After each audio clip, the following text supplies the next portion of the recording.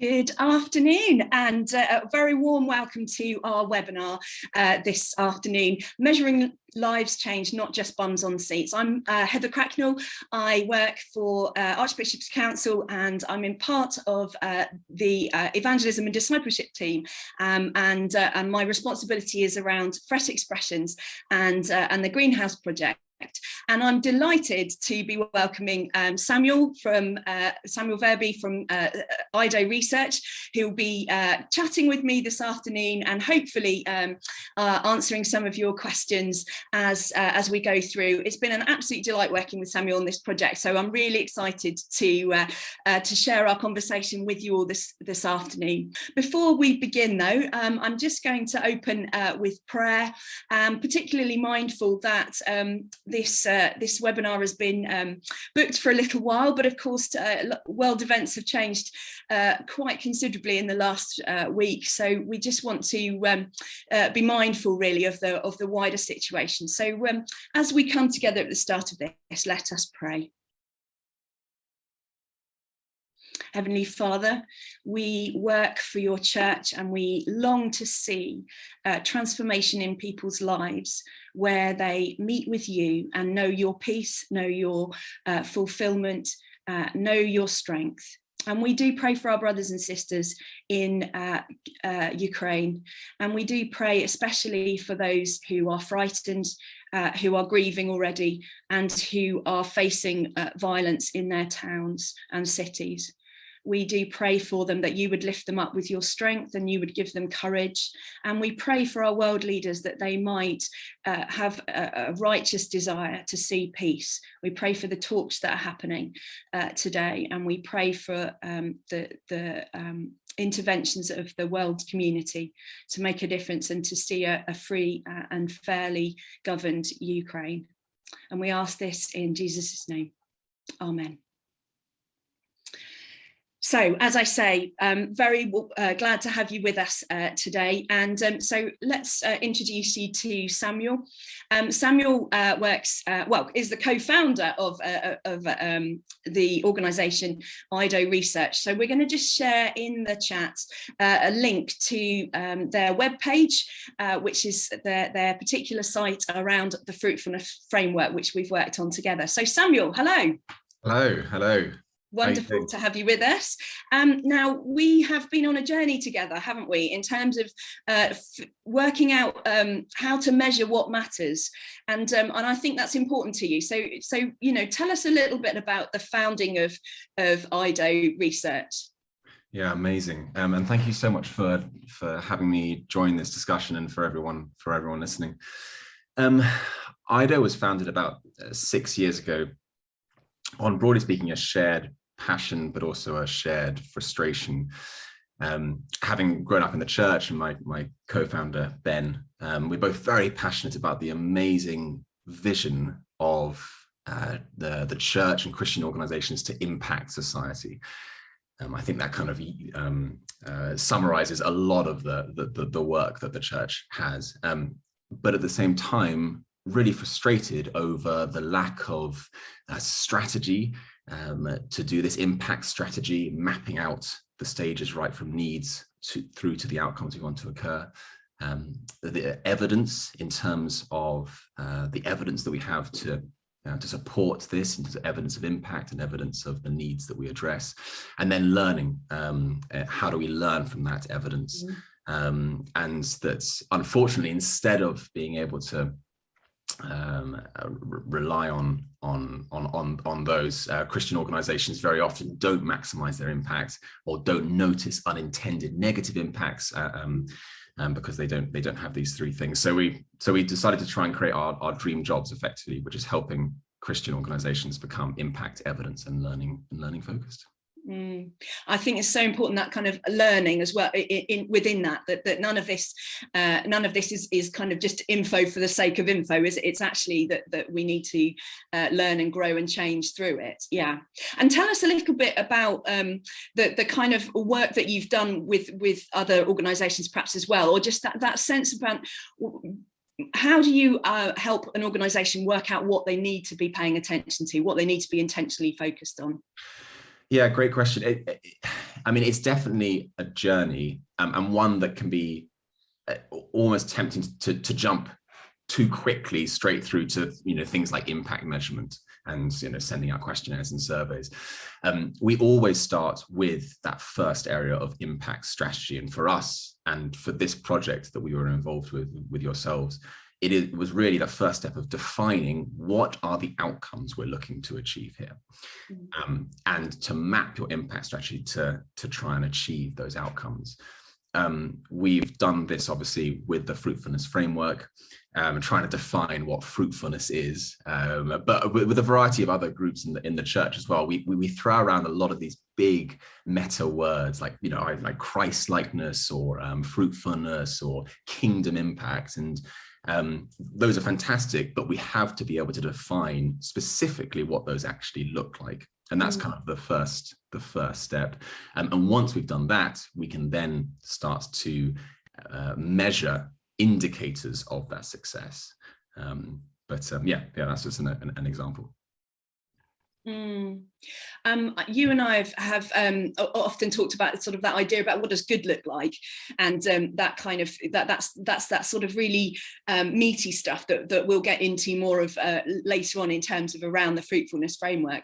But I'm always also in our conversations aware that you're very clear about making sure that we're looking for impact, not just output. You're not letting us kind of get too tied up with the detail too quickly. So that's been really, really helpful. Can you kind of explain a little bit more about kind of that what's an impact rather than an output? Yeah, great question. It's certainly a bit of a stumbling block sometimes, that unfortunately the things that we have measured especially in the church are the easier things to measure rather than really what matters. So again, going back to the stages in the impact strategy, a church or an organization might increase the amount of services they have. That would be the activity. The output would be the number of services or the number of people that are attending that service. But ultimately what we care about is the outcome, the impact of those services. And it's very easy to measure, the number of bums on seats. But what I would suggest we actually really care about is transformed lives. And I think that's a really exciting stage that we're at, especially with something like the Fruitfulness Framework, of moving beyond just being able to say we have X number of people in our congregation, to actually saying, no, we're actually seeing a massive decrease in depression, or we're seeing a significant increase in the percentage of members who experience hope. And I think that that's certainly been a really exciting step forward. A friend of mine who's called Shannon Hopkins, and she's been thinking a lot about this kind of impact for a long time, and she always quips that if you don't measure what matters, then what you measure becomes the only thing that matters. And that, I think that's the trick, isn't it? The trap, as it were, with the outputs, that because they're the thing you can measure, they're the thing you then become aware of measuring all the time, and therefore you begin to become focused on that. And rather than actually, like you say, remaining focused on the transformed lives. I mean, and it reminds me of our I think one of our first conversations was around that. I think I remember that you were certainly frustrated over that sometimes within church circles we can become so focused on some of those easy things to measure, again, like number of people who are part of the congregation. I think that a question that I would have for you is why did you want to move beyond that? Why did you want to commission this research? Well, again, I suppose a little bit like you said about passion and frustration in equal measure. When I came into the role of head of development for Fresh Expressions, it was a bit of a frustration for me that we couldn't actually say what good looked like. We could point to good examples, but then it was a kind of, well, why are they good examples? We couldn't actually articulate what does a good fresh expression look like. And then there was always the question that, because Fresh Expressions particularly, but I think think it's true of all churches, to be honest, have their own charism. They have they're doing something unique because they're in their particular town or their particular village or their particular suburb or their particular people group. So you've always got that sort of particularity, which is what I think is so great about the Anglican Church actually, is that we are rooted in context, and fresh expressions sort of almost even more so. So what you've ended up with then is this thing, well, you can't possibly compare them. Well, yes, that's true, because they're working in different contexts, but surely that doesn't mean that we can't have some language around what good looks like, even if they're not comparable. And I think that's where I sort of went on my musings really about fruitfulness, in the sense of being able to look for the fruit of something, even if it doesn't look the same as another thing you're looking for fruit at. So the idea of comparing a sunflower with a bramble bush, for example, they're both fruitful in different ways, but if you're looking for if you're measuring on how tall it's got, then the sunflower looks more fruitful, but is that the best we've got? So yeah. It was again that frustration, and for me really wanting to think about discipleship. There's I think that that's a language question in the church as well, about do people talk about discipleship, and sometimes that word is a bit alienating depending on your tradition. So again, it was trying to think, okay, well, what do we mean by discipleship? We mean the change that people go on in their lives because they've met with God and because they're part of a Christian community and that God is working in their lives.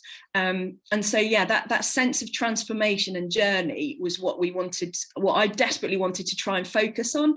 And the frustration of that, well, it's easier to measure the number of bums on seats, so we'll carry on measuring that.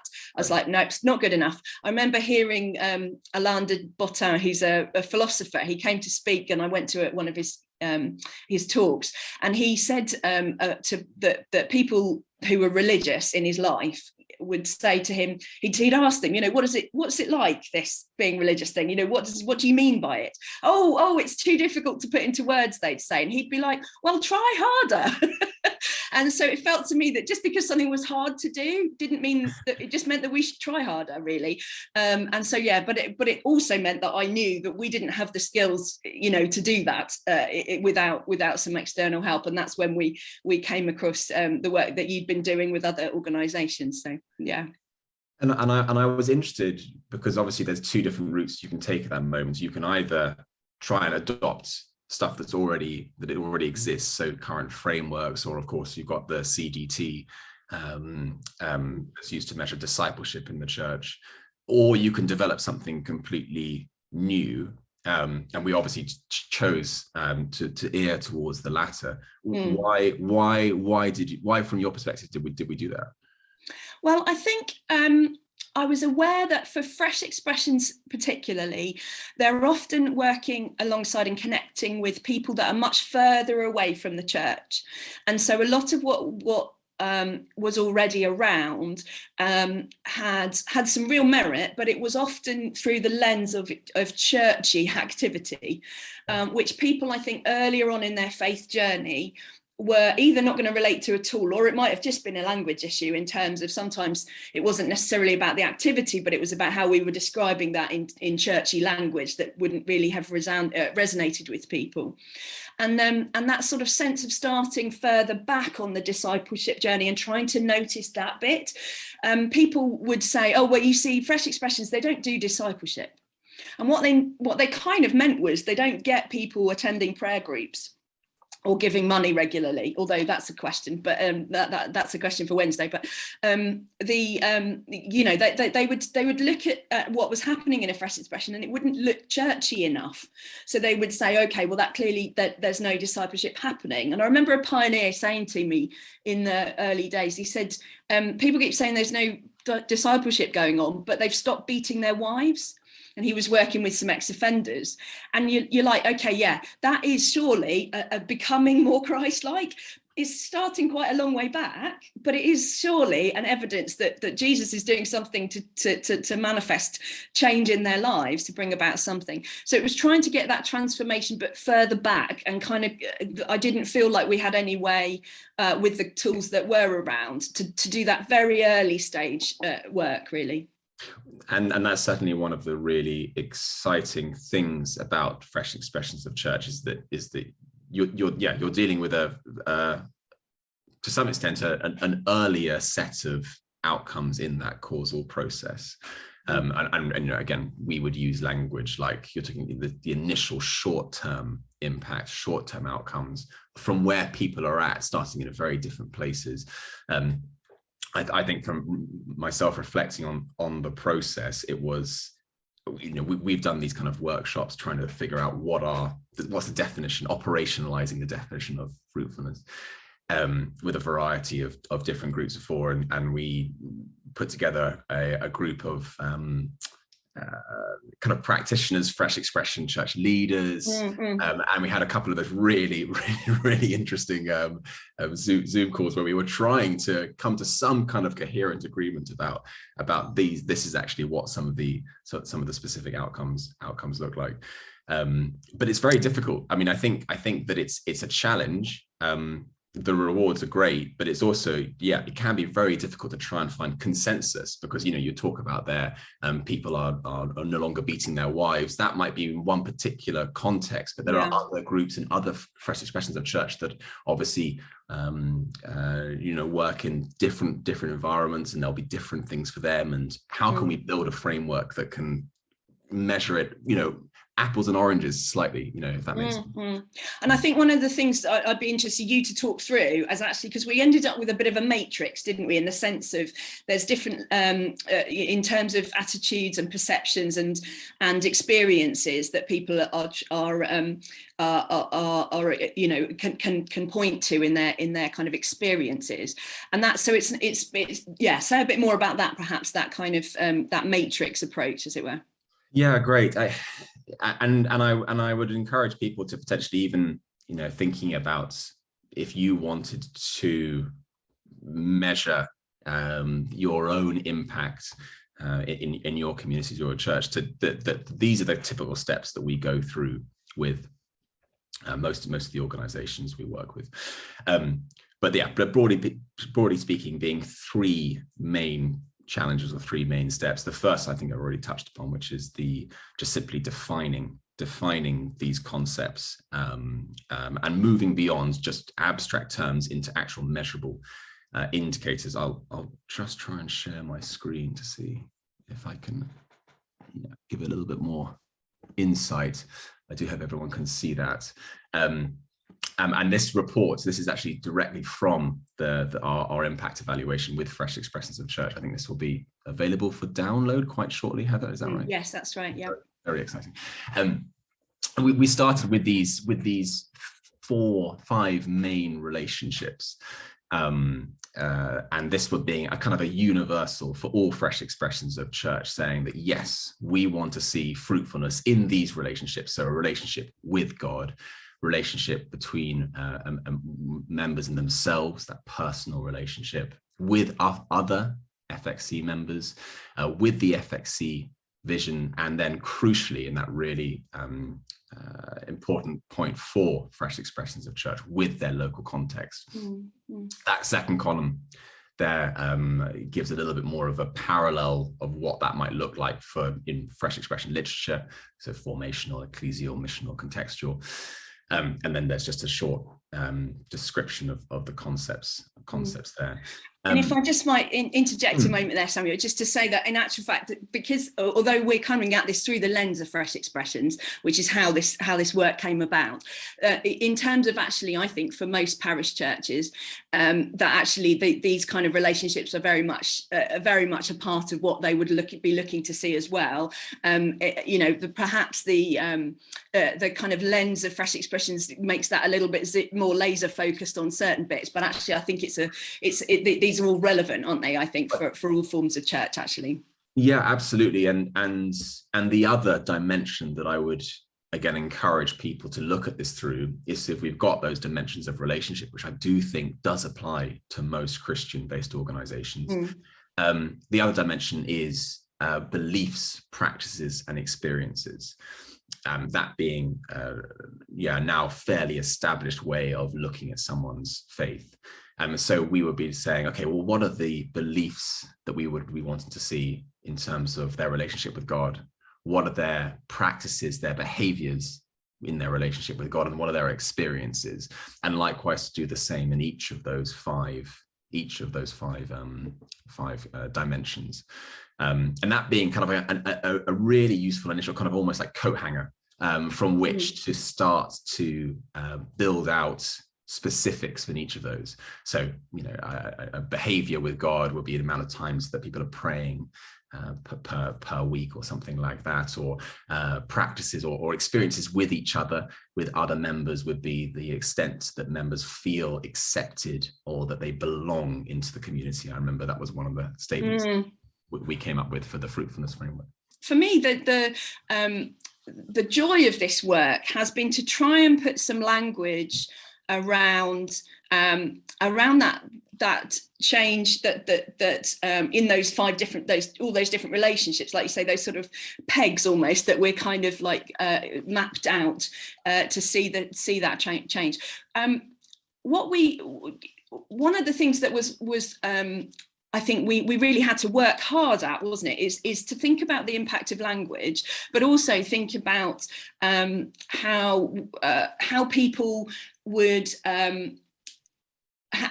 what were the sort of common denominators, I guess, of a spiritual experience or of a relationship with one another. And we did focus in on things like spending time with other people in your community and investing in other people, in other people's faith journeys, for example, didn't we? So we had to kind of wrestle quite hard with this kind of matrix. What do you think you learned from that process, or kind of what kind of comes out of that? Yeah, I mean, I think that there's sometimes a danger that, especially when you develop, let's say, a 30 question questionnaire, that people think that there is always a right answer to every statement. And we would encourage to say, actually, no, that there isn't definitely, that actually participants might be flourishing in some areas and just not engaging in practice in other areas, and that's totally fine. That the questionnaire, the measurements are more just painting a picture, and that picture can look very different for different groups and different communities. That's especially true with fresh expressions, because of course so many different contexts and so many different environments.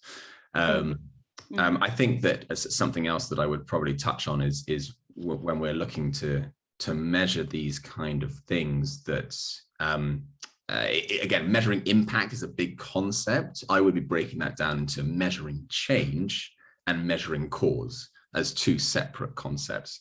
And again, that's where you would be saying, well, let's just ask people these statements at one point in time, and then maybe in 3 months' time. Although what we did was, of course, we did it retrospectively. So we asked people, where were you at before joining your fresh expression or joining your church, and where are you at now?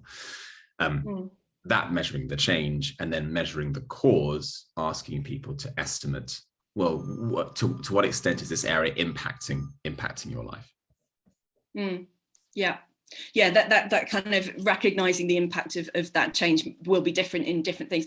I mean, we've mentioned a couple of other kind of tools that are around, and you mentioned earlier on the CDT, and I'm realizing that might be something that people haven't heard about. So I was going to suggest we talk a little bit about that, because one of the ways that we developed the Fruitfulness Framework was a big based on the way that the church development tool works. So Tom, could you please put the link to, there we go, great. So there's a link there. You can find out more about the church development tool, but basically it's the same premise as the Fruitfulness Framework.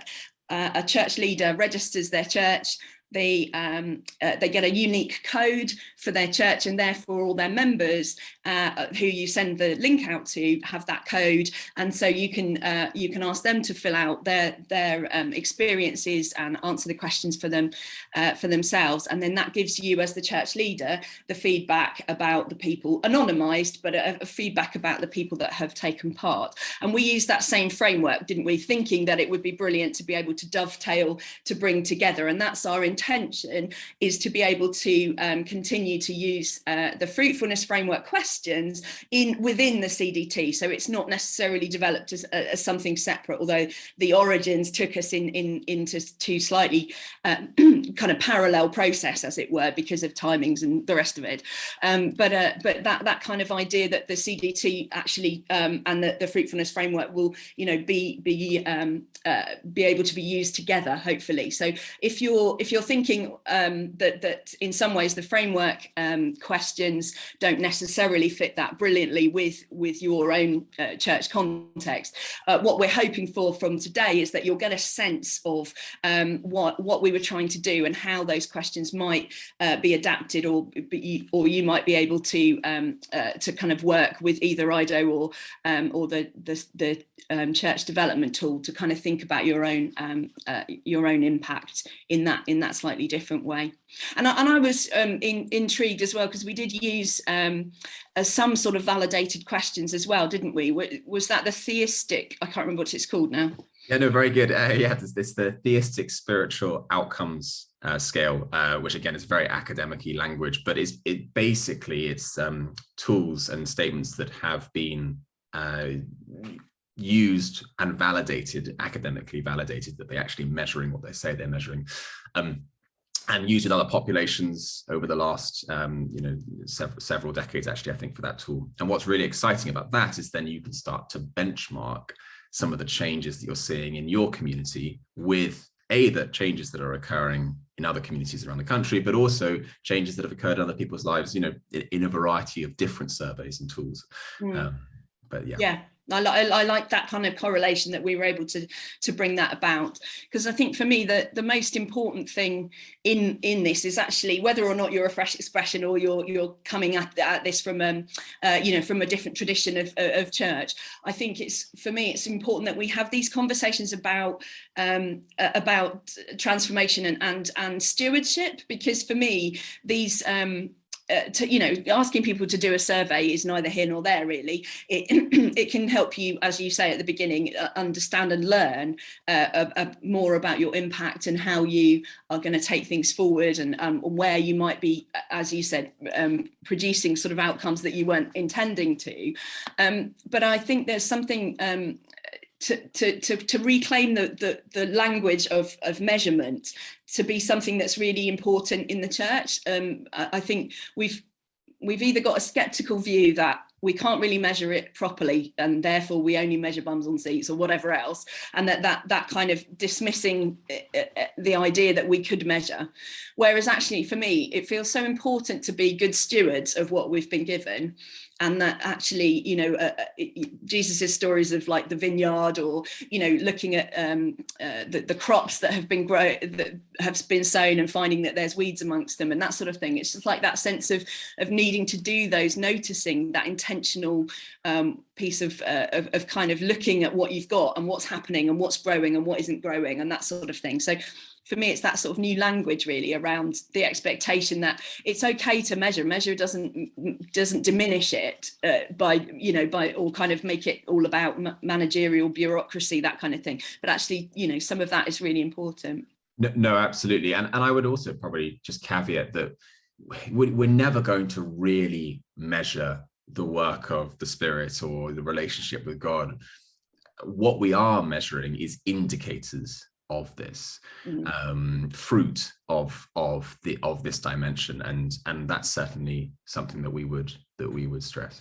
But Tom, I'm just wondering if you could start us off with some of the questions that have been coming in. So everything you've been speaking about today, and we've got so many people on the webinar, the positive stories in their own context are really coming through, and one person says that this is just music to their ears, and they come from a program background, and the discipline of enablers, immediate benefits, end benefits, objectives and outcomes. However, they're finding it quite difficult within their own diocese and to use this methodology to focus on their program. Who are the champions for this approach? Well, that's quite a tricky question, I think.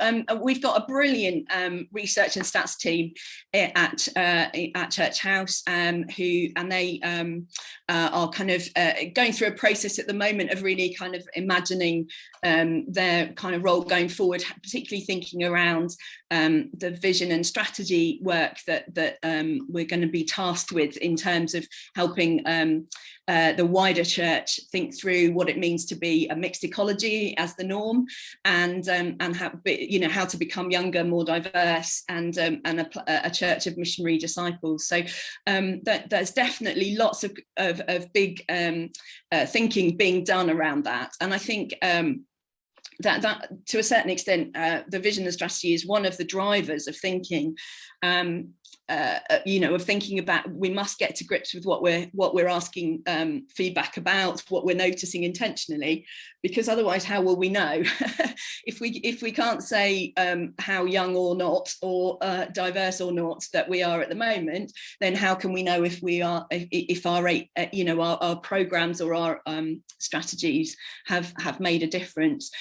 Equally, the same thing about what does it mean to be a missional disciple, and therefore, you know, how do we know whether we're enabling that to happen in the lives of our people? So that's a huge driver, really, and I think that's where a lot of this will come into land, I think, is due, you know, in that conversation, and the data team and research and stats will be kind of at the forefront of that. But I do think it's that genuinely a bit of a, some of you mentioned this phrase, didn't you, sort of looking at a bit of a change, a culture change in the church that you've noticed. Do you want to say a bit about that?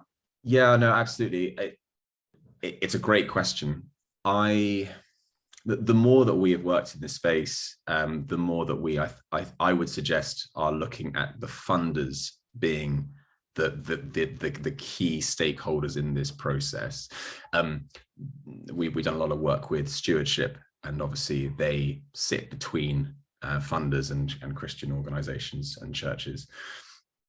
But I would separate those into two main groups. You've obviously got the wealthy Christian philanthropists, as well as Christians who are just tithing weekly, on a weekly basis. And I suggest that those groups, if we start changing the questions that we're asking when we're giving money, that's how the process can really start to change. Unfortunately, money does really speak, and obviously the church is entirely reliant on funding through those streams, and moving beyond simply saying, just here is my weekly tithe, to actually saying, well, what impact is this giving having? I want to understand more about your impact strategy. There's a couple of great resources out there that you can share. And Doing Good Better, or Doing Good Well, is a fantastic book as part of the effective altruism movement, which is really asking this question of the groups that actually drive this change are us when we're giving. And to start asking, harder and more challenging questions, I would suggest would be a really good first step. Great. Thank you so much. So how does this framework fit into the current statistics for mission questions? Well, at the moment, I think this is a very early stage. So what we're doing today is talking about the framework, and then on our conversation on Wednesday morning at 11, we'll be going into the findings of having used this framework with 19 fresh expressions across the country. It's obviously a small number. It's very much a pilot, so it's getting us off the ground and testing, you know, the questions work and whether the questionnaire was usable, all that kind of stuff. So we'll be talking a lot more about that on Wednesday in terms of the actual kind of what we're discovering through it. And obviously we would like to use it much more widely to get more data so that we can, you know, discuss that. And then I think that will be then the question of how does the church development tool, the work that the data team do in terms of stats for mission and perhaps shaping that around. I know that my, Stats for Mission and that my colleagues, that is a monumental task to do stats for mission. And actually, when changing questions, it needs to be done very thoughtfully, because you can, otherwise it's not something that you can sort of just chop and change at a whim, really. That kind of large scale. So this is operating in a slightly different way, really. It's operating, I would say, it's operating much less as a sort of general survey, but more as something that people will opt into. And I think Samuel and I are going to talk a lot more about this on Wednesday. It's quite a commitment, actually, to use this with your folk. Actually, it's not a case of sending out a link it once and that's it. It really has been the experience of those that have got the most out of it, that you have to put a fair amount into encouraging people to do it, and providing ways and that kind of thing. So I think this is never going to be that kind of general everybody answers kind of survey, really. You've mentioned a few times CDT, the church development tool. Just for some folks that are unfamiliar, could you just explain just a little bit about what that is, please? So yes, it's the really trying to grapple with this question of what does it look like to notice if people are growing in their discipleship, in that transformation, and recognizing that there really hadn't been at that point a way to do that, and that's where this idea that you as a church leader would register, and that your people would then take the questionnaire around their prayer life, their kind of giving, their volunteer time, all that sort of lots of different elements of a Christian life, as it were, and that would then be attributable to a particular church, so that the church leader could see that. But it would also give the national picture a little bit more kind of fleshing out, as it were. So that's in its early stages. It's was affected, of course, by the pandemic, as was everything. But that's now sort of launched. And as if you are able to scroll back up the chat, you'll see Tom put it in there. There's an information pack about the CDT that links to from the Church of England site. So hopefully that will help get a better understanding of that. That's tremendous. A couple of folks just want to clarify that the fruitfulness framework can be used with churches that aren't Fresh Expressions. It's not exclusively for Fresh Expressions, is it? It's not, no. I think the original framework, and Samuel, do jump in here, was to really try and take a very specific look at what we thought a good look like in Fresh Expressions, and so those 5 relationships that Samuel outlined that about your relationship with God, your relationship with yourself, your kind of personal life, your relationship with others that were in your Christian community, the relationship to the vision, as it were, of the Fresh Expression, what they were committed to and what their vision was, and then the relationships with the wider community around it. Those are not unique to Fresh Expressions, but they are a sort of combination, I think, of things that are prioritized perhaps more in a Fresh Expression than some other forms of church. So it might just feel slightly clunky, I suppose, if you're coming at it from a different tradition, but at the same time there's no reason why this couldn't be used in all sorts of different churches, in church plants and in parish churches, or various different places, chaplaincies we're hoping as well eventually. So that, as I say, this is kind of early stages, but it's definitely, the intention is to start the conversation more widely about how do we measure what matters. And I think that for me feels, the important thing. Did you want to jump in there, Samuel? Yeah, no, I mean, it's, again, some of the statements obviously refer to fruitfulness as defined by Fresh Expression. Although again, the more that I've circulated or shown this tool to people outside of the movement, and I'd be very interested for people as they have a look through the questionnaire, I don't think anything in there is not seen as a good thing to measure. I haven't come across anyone that says, oh, I wouldn't really want to know that. Which, if anything, just shows that actually there might be more alignment with fresh expressions of church outcomes with mainstream Christianity than maybe some people think, which in itself is an interesting finding. Yeah, absolutely. Yeah. So we've had input around what folks see the framework being useful for and in the context, etc. The understanding is that each individual project or worshiping community can use the framework and receive their own impact report. Is there an intention to develop the project to provide anonymized findings across a whole diocese? So it becomes both a granular resource, but also something that is used more widely.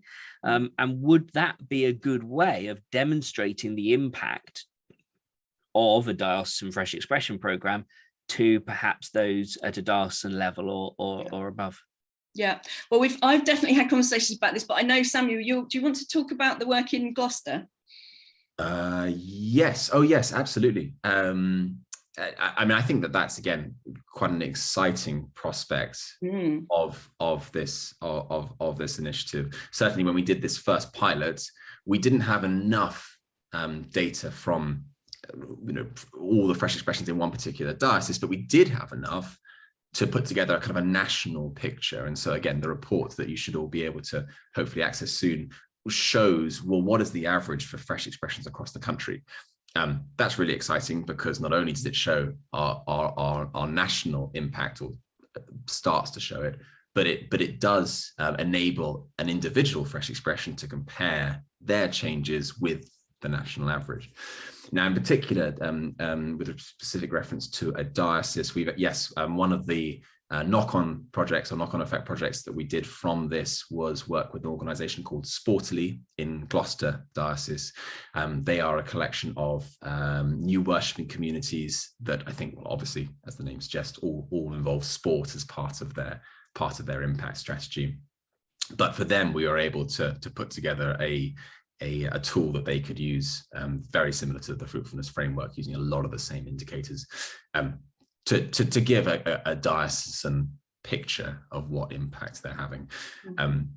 So I think in answer to the question, yes, absolutely, but it does require all of the groups, or as many of the groups in that diocese, to participate. And so then, we need as much help circulating this and sharing this and encouraging people to sign up. And so Sportily have kind of worked quite specifically with you, haven't they, Samuel, in terms of making something that's a bit more bespoke, but certainly our intention with the general kind of questions and the framework is that, yes, that would be exactly how we'd love to see it used. I would love to work with any diocesan enablers or project coordinators or kind of anything like that, in order to think, how could this be used? And a lot of that will just take a bit of local coordination. It wouldn't be difficult to do. It would just be about getting the buy-in across the diocese from the new worshipping communities. Yeah. Thank you. An interesting question here. If donors started requesting impact feedback, is there a danger that they might start setting impact agendas too? And is that healthy? The worry for some folks is that perhaps it will make churches become unsustainable project treadmills, because generating those donations, that income, relies on hitting certain key metrics.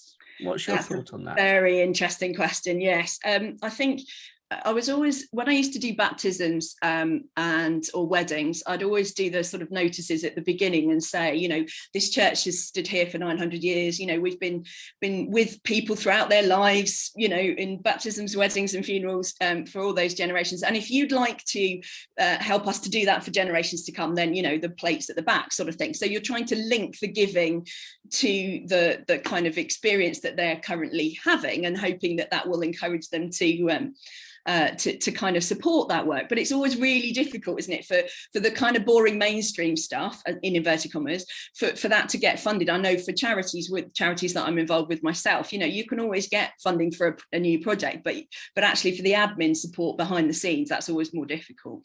And I think to a certain extent, it's a question of articulating what we do well, isn't it, to our funders, that says, instead of, oh, this is wasting money on bureaucracy, which is the way that people think about office staff, is to actually see it, you know. So instead of that kind of sense of the mainstream traditional parish ministry, to articulate that in a way that enables people to get tuned in and bought into it, I think, to a certain extent, because as you say, the initiatives are always easier to fund than the ongoing. You look like you've got something you want to interject there, Samuel. Yeah, I mean, I think it's a really good question. I would suggest that we are currently already doing that, although in a very, very flawed way. And what we're suggesting is actually do that in a much more systematic way. So currently speaking, a church has a vision statement that's maybe semi-well articulated, transform the community, something like that, and people will choose to either tithe to that church or not. So people are already giving towards a vision or mission. I would suggest that's very flawed, because there's no way of being accountable to that, and there's no way of saying that, okay, this is what it looks like to transform the community, which is really, really valuable when it comes to actually just simply defining that is very vital in the impact process, let alone as accountability towards donors. But crucially, we're actually going to measure and see if this is happening, because if it's not happening, why are we still giving money? Because ultimately, if we start to figure out which program, or more excitingly, if it's happening in these areas, then we can identify that and go, oh, okay, well, let's keep funding that particular area of our ministry and stop funding the areas that aren't seeing any impact. But you can't make those decisions until you actually interrogate and start measuring some of these concepts. So I think I'm just suggesting that we just become a lot more robust at what's already happening, and that, funders are setting or just encouraging a much higher level of robustness and effectiveness in the impact strategy of the churches and the groups that we are supporting.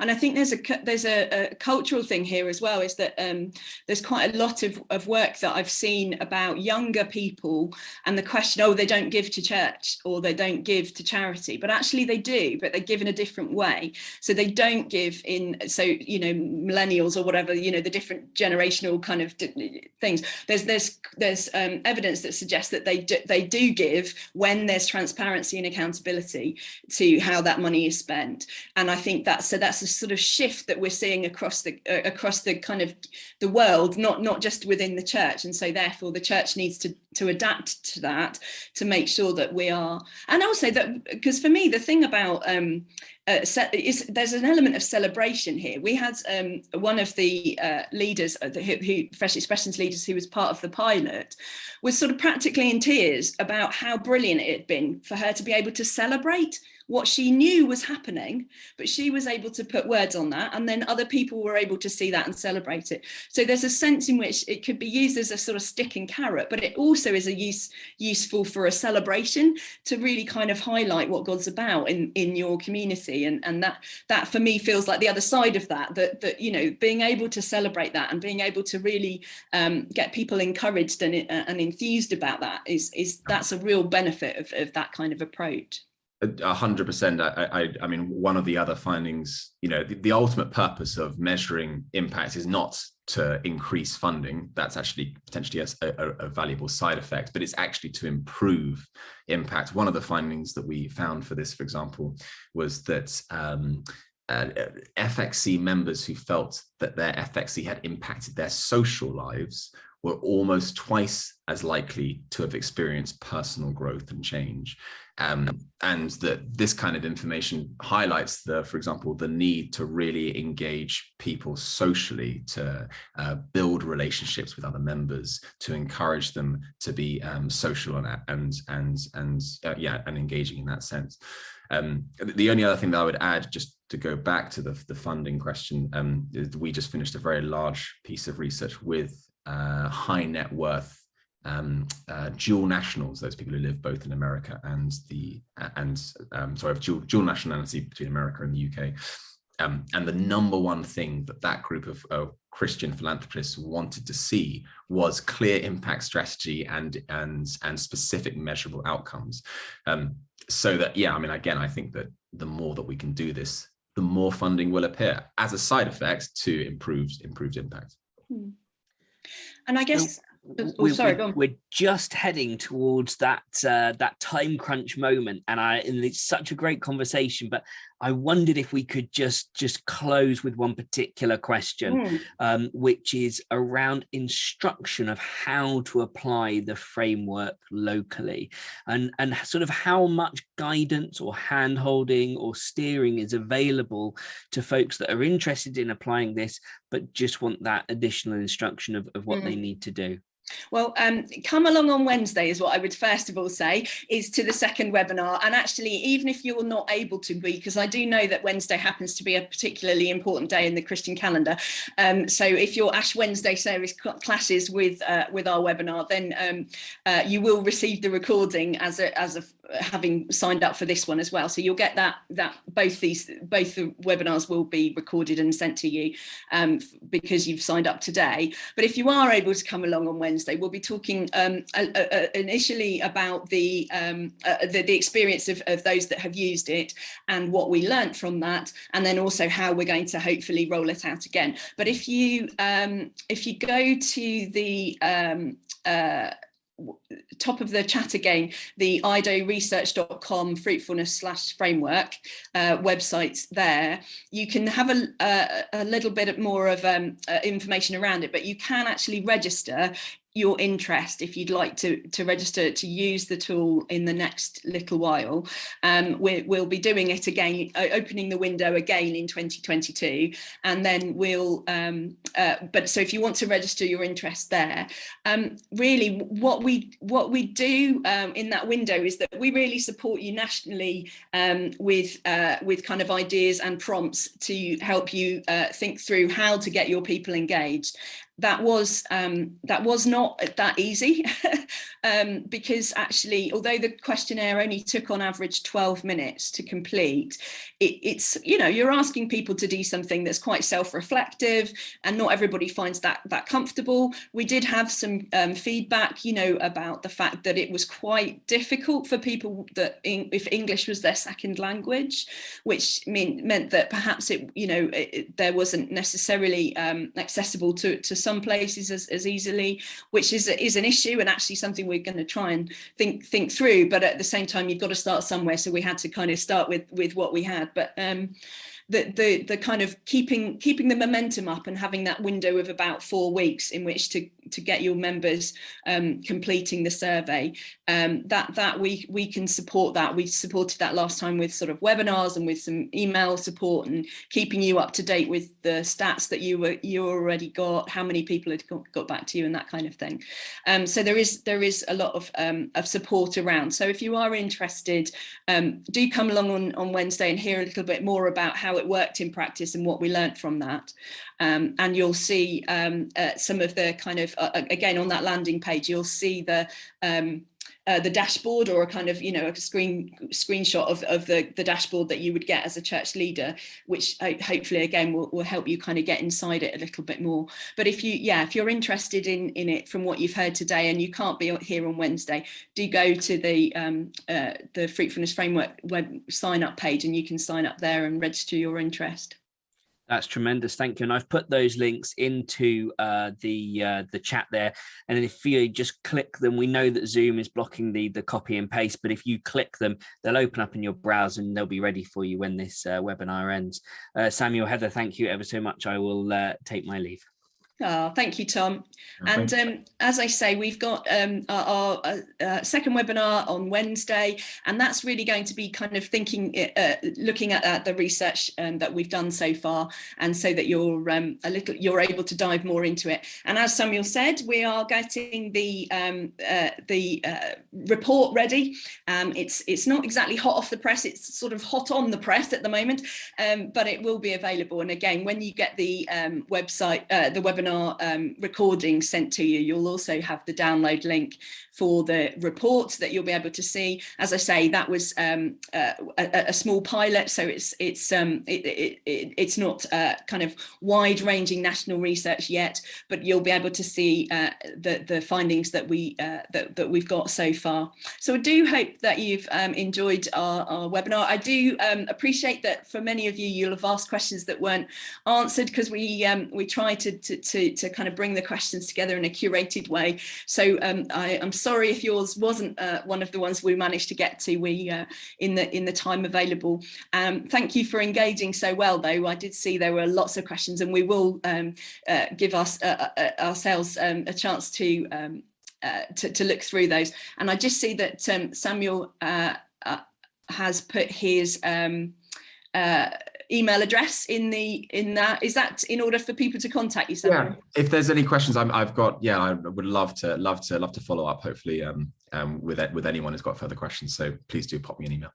And yes, so that's samuel@idoresearch.com. Thank you, Samuel, so much for your time and for your work on this. Look forward to seeing you again on Wednesday, and I do hope the rest of you will be able to join us then. And many blessings on you. Thank you for joining us, and we'll see you again soon. Thank you.